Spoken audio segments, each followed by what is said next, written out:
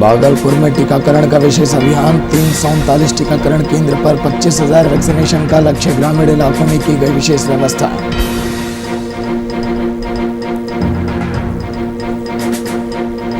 धनबाद में 3,877 लोगों को लगा टीका, आज भी नहीं हुआ 18+ का टीकाकरण। विभाग के पास वैक्सीन का स्टॉक नहीं।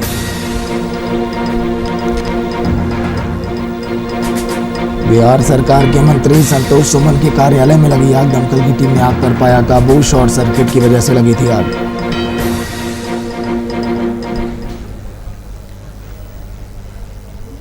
नमस्कार, वीआईपी न्यूज आप देख रहे हैं। मैं आपके साथ सागर मिश्रा। एलजेपी में बड़ी टूट के बाद अब अपने अपने पाले को मजबूत करने की दिशा में चिराग और पारस के गोटब लग गए। वहीं प्रदेश की राजनीति का असर जिला मुख्यालय पर भी दिखाई दे रहा है, जहां चिराग के पक्ष में कार्यकर्ताओं ने पारस गुट के सांसदों के पोस्टर पर कालिक पोतकर विरोध दर्ज किया और उसके खिलाफ जमकर नारेबाजी की। इस दौरान जिला अध्यक्ष इमाम गजाली ने कहा कि पार्टी के गद्दारों ने इस विकट परिस्थिति में अपनों का साथ छोड़ दिया, लेकिन शेखपुरा जिला इकाई चिराग के साथ खड़ी है।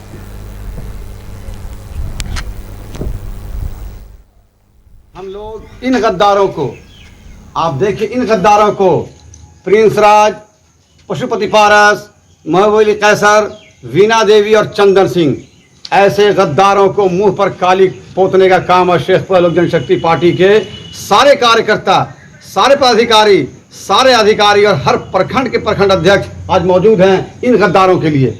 इन गद्दारों की जगह कहीं नहीं है। मैं बताना चाहता हूं आपको, पूरे शेखपुरा जिला लोक जनशक्ति पार्टी की टीम चिराग पासवान के साथ था, साथ है और साथ रहेगा।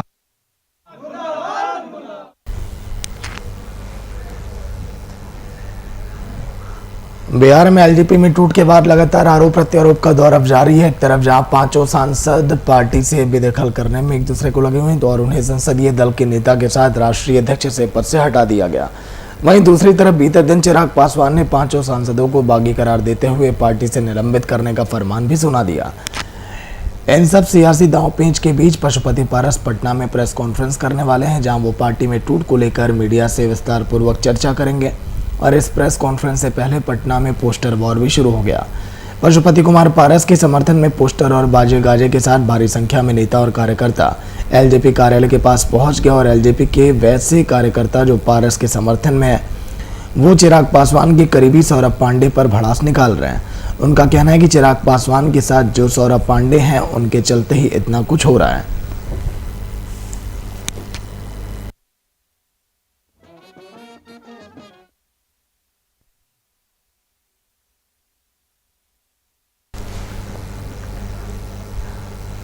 और निजी स्टील कंपनी के द्वारा बिहार के लोगों के लिए 20 ऑक्सीजन कंसंट्रेटर बीजेपी के माध्यम से बिहार के लोगों को मुफ्त में दिया गया। इस दौरान बीजेपी प्रदेश अध्यक्ष संजय जायसवाल इस कार्यक्रम में मौजूद रहे।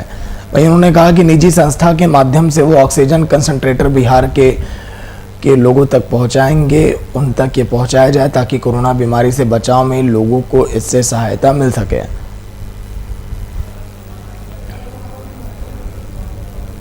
माँ वैष्णो देवी ट्रस्ट को ऑक्सीजन कंसंट्रेटर दिया है और इससे घर में जो लोग इलाज कराते हैं, जिनको ऑक्सीजन की जरूरत है, उनको बहुत लाभ होगा।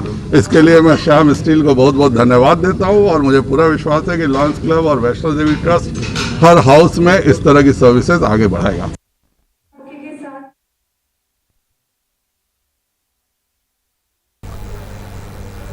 मेरठ में संयुक्त व्यापार समिति के सदस्यों ने बेगमपुर ऑटो स्टैंड चौराहे के अस्थायी ऑटो स्टैंड को शिफ्ट किए जाने को लेकर मेरठ में ट्रैफिक एसपी से मुलाकात की। समिति ने सदस्यों ने अस्थायी ऑटो स्टैंड के कारण उत्पन्न होने वाली जाम जैसी स्थिति से एसपी को अवगत कराया। साथ ही समस्या के समाधान की मांग के साथ उन्हें ज्ञापन भी सौंपा। बेगमपुर चौराहे के समीप मेट्रो का काम भी चल रहा है, जिस कारण अक्सर वहां जाम की स्थितियां बनी रहती हैं। ऑटो स्टैंड को अब शिफ्ट अप किया जाएगा।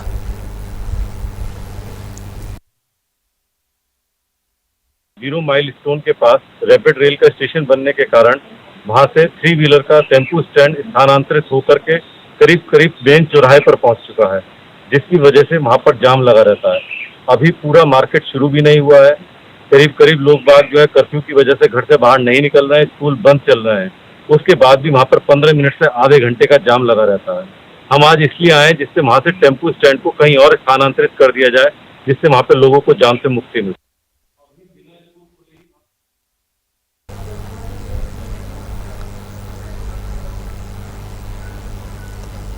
कोरोना संक्रमण को लेकर अस्पतालों को तैयारियां पुख्ता रखने के सख्त निर्देश अब दिए गए। अस्पतालों में तैयारियों का जायजा लेने के लिए जगह जगह और जनपद रायबरेली के डीएम ने जिला अस्पताल को औचक निरीक्षण किया। डीएम ने अचानक अस्पताल पहुंचने से अस्पताल में कर्मियों में खलबली मच गई।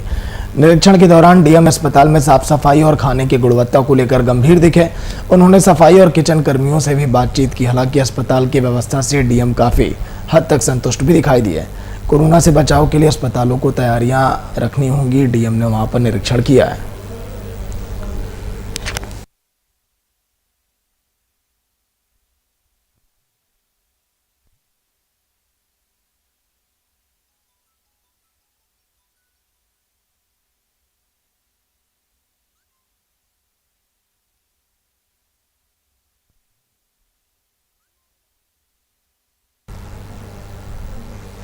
अनूपपुर जिला के अंतर्गत एटीपीसी के पावर प्लांट के बिल्डिंग में आग लग गई। इस घटना से पूरे प्लांट परिसर में अफरा तफरी का माहौल मच गया। आग पावर प्लांट एमसीआर की चौथी मंजिल के स्टीम रूम में लगी थी। आग इतनी भयानक थी कि प्लांट में मौजूद दमकल वाहनों को कड़ी मशक्कत के बाद आग पर वो काबू पाए।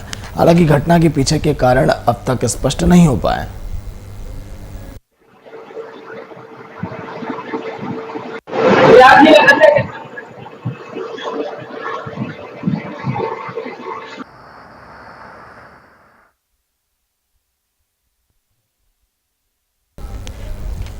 पावर प्लांट बिल्डिंग में भीषण आग लगी, लेकिन आग के कारणों का भी पता नहीं चल पाया। दमकल की टीम वहां पर मौके पर मुस्तैद दिखाई दी।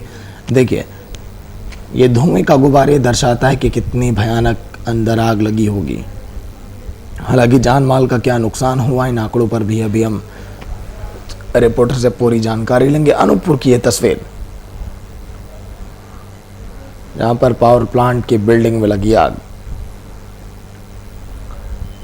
पूरे परिसर में अफरा तफरी का माहौल दिखाई दिया। इस घटना के बाद लोग अपनी जान बचाने के लिए भागते हुए दिखाई दिए, लेकिन फायर ब्रिगेड की टीम भी जब मौके पर पहुंची तो आग पर काबू पाने में कड़ी मशक्कत करनी पड़ी।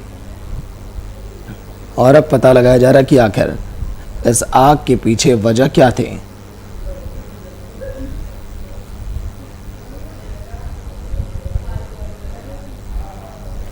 पावर प्लांट की बिल्डिंग में लगी आग।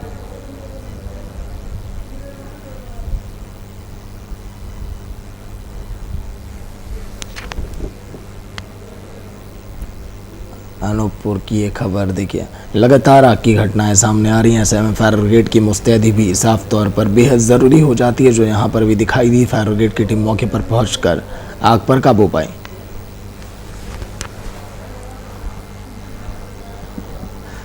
और उन्नाव के शुक्लागंज रोड पर जाम हटाने गई पुलिस को ग्रामीणों के आक्रोश का सामना करना पड़ा। उन्नाव शुक्लागंज मार्ग पर बीते दिन दुर्घटना से मौत हुई युवक के शव को सड़क पर रखकर लोगों ने जाम लगाने की कोशिश की। इस बीच पुलिस के द्वारा हस्तक्षेप किए जाने पर ग्रामीणों ने पुलिस पर पथराव किया। जवाबी कार्रवाई में पुलिस को भीड़ शांत करने के लिए लाठी डंडे का इस्तेमाल करना पड़ा। 3 घंटे के बवाल के बाद स्थिति नियंत्रण में आई। आपस में बातचीत के बाद ग्रामीणों ने अफसरों से मृतकों के आश्रितों को मुआवजा देने की भी मांग की है।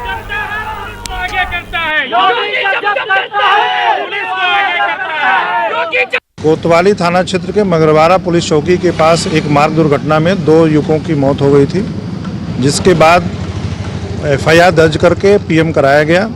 आज पोस्टमार्टम के बाद कुछ अराजक तत्वों द्वारा डेड बॉडी को सड़क पर रख करके यातायात बाधित कर दिया गया।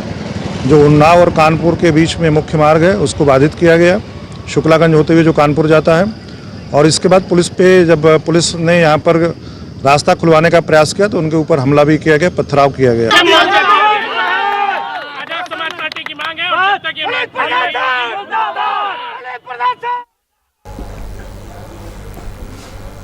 औरंगाबाद के दाऊदनगर में पुलिस के द्वारा शराब माफिया के बड़े सिंडिकेट का खुलासा किया गया, जहां मुख्य सरगना समेत 4 शराब माफियों को गिरफ्तार किया गया।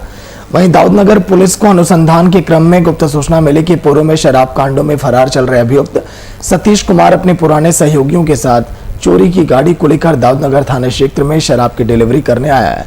जिसके बाद सूचना मिलने के उपरांत दाऊदनगर पुलिस ने कार्रवाई करते हुए गया रोड स्थित गाजा बेघा के पास से 2 लोगों को चोरी की गाड़ी के साथ गिरफ्तार किया है। वहीं उनकी निशानदेही पर उनके अन्य सहयोगी कुर्बान बेघा निवासी अजीत कुमार को भी गिरफ्तार किया गया। इस मामले में थानाध्यक्ष ने बताया कि सतीश कुमार ओबरा और दाऊदनगर थाना के करीब 1 दर्जन से भी अधिक कांडों में अभियुक्त हैं। वहीं वर्तमान में दाऊदनगर थाने के 2 और ओबरा के 2 मामलों में फरार चल रहा था, जिसे गिरफ्तार किया गया।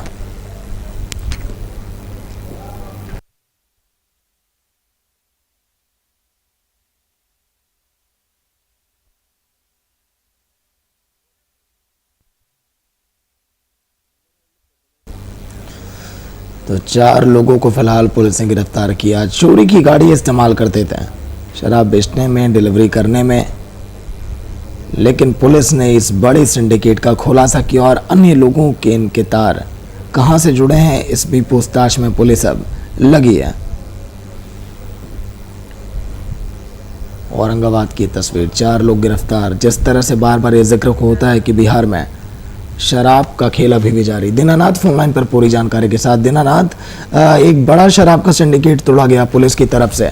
शराब की खेप और डिलीवरी अभी भी जारी है। बेशक नीतीश कुमार कह रहे हो कि बिहार में शराब बनती है। दीनानाथ, हाँ सागर जी, हम कहना चाहेंगे कि औरंगाबाद में लगातार जो शराब के ऊपर का जो प्रेशर बन रहा है, जो कारोबारी की गिरफ्तारी हो रही है, लेकिन कहीं ना कहीं शराब में हमारी पूरी तरह से प्रशासन फेल नजर आ रहा है। जो आज औरंगाबाद के दाऊद नगर में एक बहुत बड़ा शराब का सिंडिकेट का एक खुलासा हुआ है, जिसमें पुलिस की अगर बात माने तो उनका तो यह भी कहना है कि इसमें कई सफेद पोस्ट का भी नाम आ रहा है सर जी। लेकिन दीनानाथ, इनके तार कहां से जुड़े हैं, क्या पूछताछ में पता चल पाया अभी साफ सुथरा में पुलिस तो ये कहने से भी थोड़ा सा इनकार कर रही है, परहेज कर रही है, लेकिन उन्होंने एक इंडिकेट दिया है कि इसमें कई सफेद पोस्ट भी संलिग्ध है और उनके द्वारा यह कारोबार को करवाया जाता था या फिर अपने पर्पज से इस तरह के दारू मंगवाकर यहाँ पर फैलाया जाता था या बिक्री, होम डिलीवरी किया जाता था। जी, चलिए, शुक्रिया पूरी जानकारी के लिए।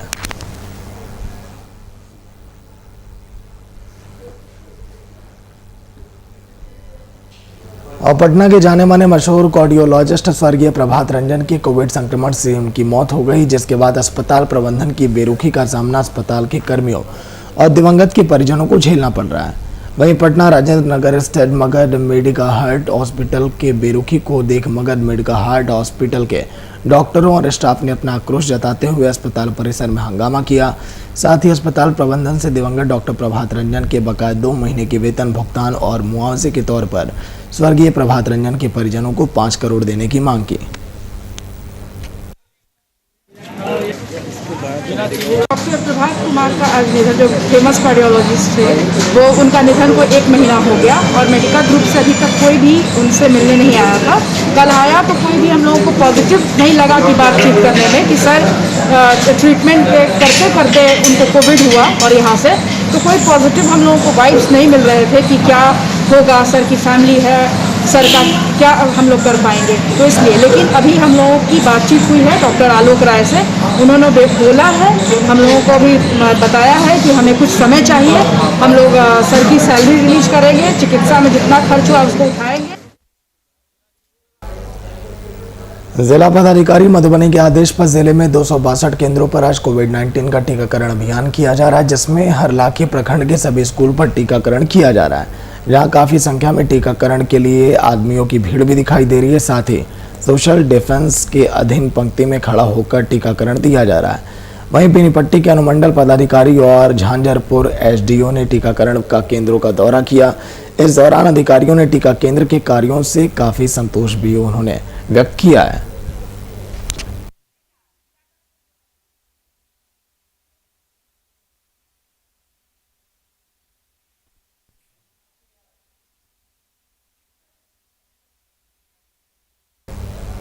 मोकामा के ग्रामीण इलाकों में वैक्सीन को लेकर लोगों में व्याप्त भ्रम को दूर करने के लिए सर्वदलीय सियासी कार्यकर्ताओं ने अब मोर्चा थाम लिया। वहीं प्रदेश बीजेपी प्रवक्ता डॉक्टर रामसागर सिंह के नेतृत्व में सर्वदलीय टीम ने अल्पसंख्यक बहुल कहारपुर गांव का दौरा किया और लोगों को वैक्सीन लेने के लिए राजी किया। साथ ही ग्रामीणों के मन में वैक्सीन को लेकर कायम शंका को दूर करने में काफी सहूलियत भी प्राप्त हुई। बाद में इस टीम ने मेकरा गांव का भी दौरा किया और लोगों को वैक्सीन की जरूरत पर जोर दिया।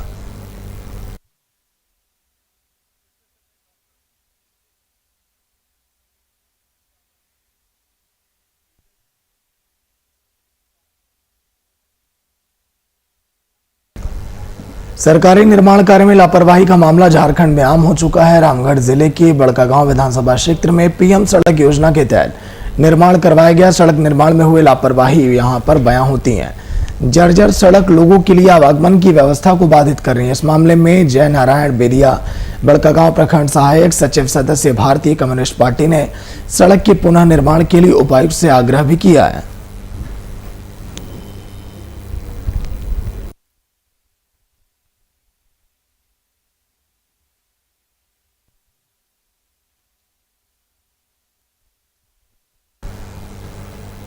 और जामताड़ा में बीते दिन बरामद हुए लवारिस शव की गुत्थी पुलिस ने सुलझा ली है। इस मामले में अनुसंधान के बाद पुलिस ने एक युवक को गिरफ्तार किया। युवक की गिरफ्तारी बलिया जनपद से हुई। जानकारी के मुताबिक सियालदाह से जसीडीह जाने के क्रम में शव को चालाकी से सड़क किनारे फेंक दिया। पुलिस ने वारदात को अंजाम देने वाले हथियार सहित अन्य प्रमाण भी वहां से बरामद किए हैं।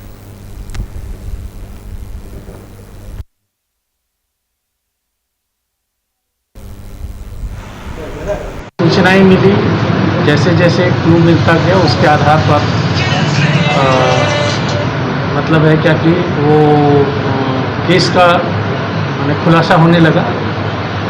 इसमें से सबसे पहले समस्या थी, हम लोग उसको 72 घंटे तक डेड बॉडी को रखे, लेकिन इस 72 घंटे में इसका कुछ कोई लोग नहीं आया तो हम लोगों ने डेड बॉडी का डिस्पोज किया।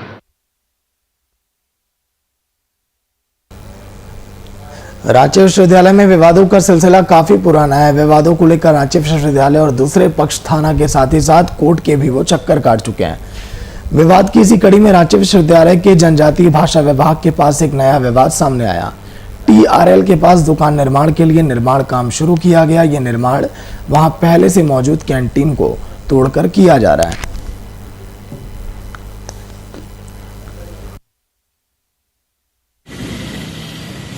डिपार्टमेंट का रेनोवेशन का काम चल रहा है और ये बिल्डिंग कंस्ट्रक्शन डिपार्टमेंट की तरफ से, सरकार की तरफ से ये काम हो रहा है और उसी में उसकी बाउंड्री वॉल को बढ़ाने का भी काम है।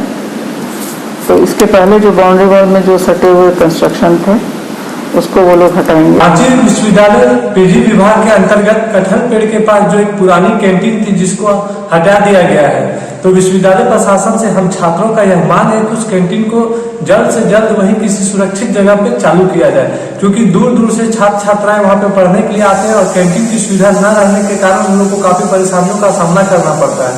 तो विश्वविद्यालय प्रशासन एक सुरक्षित जगह पे देख करके कैंटीन को जल्द से जल्द बनवा करके। मुंगेर में ट्रिपल मर्डर मामले में वायरल वीडियो फुटेज के आधार पर 2 पुलिसकर्मी को डीआईजी ने निलंबित कर दिया। पुलिस के सामने भीड़ में घुस कर जयराम शाह और कुंदन की हत्या कर दी गई थी। वहीं पुलिस मूकदर्शक बनी रही। रिपोर्ट में आप देखिए। मुंगेर में अपराधियों के हौसले बुलंद। ट्रिपल मर्डर मामले में 2 पुलिसकर्मी निलंबित। मर्डर का वीडियो सोशल मीडिया पर वायरल। पुलिस के सामने की गई हत्या, मूकदर्शक बनी रही पुलिस। मुंगेर में कासिम बाजार थाना क्षेत्र के करबल्ला में 5 मार्च 2021 की रात ट्रिपल मर्डर मामले में पिछले दिनों सोशल मीडिया पर एक वीडियो वायरल हुआ था, जिसने पुलिस के सामने भीड़ में घुसकर जयराम शाह और उसके बेटे कुंदन की हत्या कर दी थी, जबकि पुलिस मूकदर्शक बनी रही। वीडियो फुटेज की जांच करवाकर जिन 2 पुलिस पदाधिकारी कासिम बाजार थाना में तैनात एसआई राजेश कुमार और कोतवाली थाना में तैनात एएसआई शशि भूषण सिंह को चिन्हित किया गया, उसे डीआईजी शफीउल हक ने निलंबित कर दिया, जबकि 15 दिनों के अंदर विभागीय कार्रवाई शुरू करने के लिए स्पष्टीकरण पूछा गया। इतना ही नहीं, 10 अन्य लोगों की भी शिनाख्त की गई है जो कुंदन को पीट पीट कर हत्या कर रहे थे। इसको लेकर कांड के अनुसंधानकर्ता पुलिस पदाधिकारी को आवश्यक दिशा निर्देश दिया। वहां पर ट्रिपल मर्डर हुआ था 2 पक्षों के बीच। एक बिन का मर्डर हुआ था महतो का, और फिर रिएक्शन में जाकर जय जयराम शाह और उनके बेटा कुंदन को मारा गया था। तो जय जयराम शाह के बेटा कुंदन को जो मारा गया वहां पर पुलिस मौजूद है, जिसमें से पहले वीडियो वायरल हुआ, आप ही लोगों के थ्रू हमको मालूम हुआ, फिर वीडियो हमको मिला और हमने उसकी जांच कराई, पीड़ित परिवार से भी जांच कराई और अपने लोगों से भी जांच कराई। तो 2 लोगों के चेहरे सामने आए, एसआई राजेश कुमार और एएसआई शशिभूषण सिंह। बताया जाता है कि जब ट्रिपल मर्डर को लेकर सोशल मीडिया पर पुलिस के सामने भीड़ का विभत्स चेहरा दिखा, जिसके बाद डीआईजी शफीउल हक ने संज्ञान लिया और वायरल वीडियो के आधार पर पुलिस कर्मियों और हिंसक भीड़ का हिस्सा बने लोगों का शिनाख्त कराया, जिसमें तत्काल 2 पुलिस पदाधिकारी कासिम बाजार थाना क्षेत्र में तैनात एसआई राजेश कुमार और कोतवाली थाना में तैनात एएसआई शशिभूषण सिंह के रूप में हुई, जिसे तत्काल प्रभाव से डीआईजी ने निलंबित कर दिया। डीआईजी ने कहा कि दोनों पुलिस कर्मियों में स्पष्टीकरण पूछा गया कि क्यों नहीं आप लोगों के खिलाफ विभागीय कार्रवाई शुरू की जाए। 15 दिनों के अंदर स्पष्टीकरण का जवाब देने का आदेश दिया गया है। डीआईजी ने कहा कि अन्य पुलिस कर्मियों की पहचान की जा रही है। इस तरह कर्तव्य के प्रति लापरवाह पुलिस कर्मियों की पहचान कर उसे भी निलंबित किया जाएगा, क्योंकि जिस तरह से भीड़ पुलिस के सामने घर में घुसकर जयराम शाह और उसके पुत्र को घर से निकालकर भीड़ पुलिस के सामने पीट कर हत्या कर रही है, वह भीड़ के विभत्स चेहरे को तो उजागर कर ही रहा है, लेकिन पुलिस कर्मियों के कार्यशैली को भी कटघरे में खड़ा कर रहा है, जिसकी इजाजत कानून नहीं देता, जिसके कारण इस कर्तव्य के प्रति लापरवाह पुलिस पदाधिकारियों पर कार्रवाई शुरू की गई है। एफआईआर किए गए हैं दोनों तरफ से और जो ये महतो लोग हैं इसमें से 6 लोग की गिरफ्तारी हुई है और कुछ 2 तो सेम डे पकड़ में आए थे, दोनों साइड के एक। वो जो फौजी है जाकर चंदन कुमार वो और इधर में जाकर जो वादी हैं महतो साइड के, दोनों को सेम डे पकड़ा गया था। डीआईजी ने कहा कि वायरल वीडियो फुटेज की जांच के दौरान हिंसक भीड़ में शामिल 3 लोगों को भी शिनाख्त किया गया है, जो कुंदन पर हमला कर रहे हैं, जिसके कारण कुंदन की मौत हो गई। जिन लोगों की पहचान की गई है उसमें करबल्ला के वीरेंद्र महतो, सुलो महतो और क्षति महतो शामिल हैं। कांड के अनुसंधानकर्ता पुलिस पदाधिकारी को निर्देश दिया इन लोगों का नाम दर्ज कांड में है अथवा नहीं है तो इन लोगों को कांड का प्राथमिकी अभियुक्त बनाने हेतु तत्काल गिरफ्तारी सुनिश्चित किया जाए। कोर्ट में 2 महीने से प्रोसेस बंद था, अब प्रोसेस ये होगा, जल्द से जल्द हम लोग गिरफ्तारी कर लेंगे। जयराम और कुंदन हत्याकांड में दर्ज प्राथमिकी में 17 लोगों को नामजद किया गया था।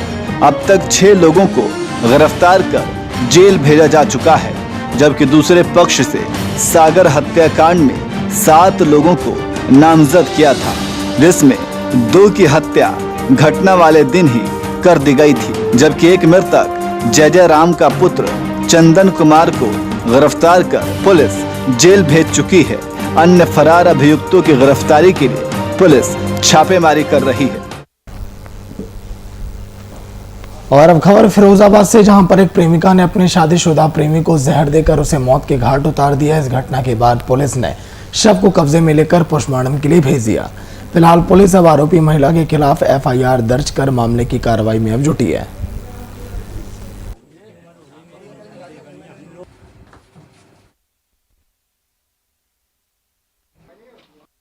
यहाँ से एक लड़का गया है कि तुम्हारे भाई को कुछ हो गया, घर में देखो चल के गिर गई है। मैंने आके यहाँ देखा तो उनके मुंह में से फंसूकर आ रही थे। हम दोनों भाई आए, हमारा भतीजा आया बड़ा, तो ये लोग यूँ कह रहे थे उठा के यहाँ से ले आओ।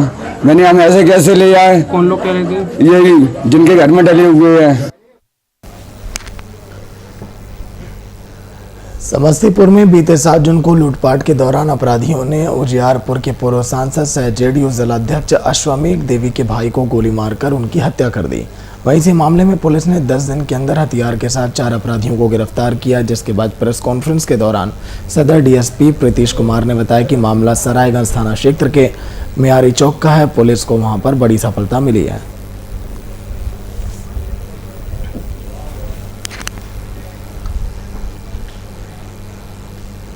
तो चलिए इसी के साथ इस बुलेटिन में इतना ही। देखते रहिए वीआईपी न्यूज़। नमस्कार।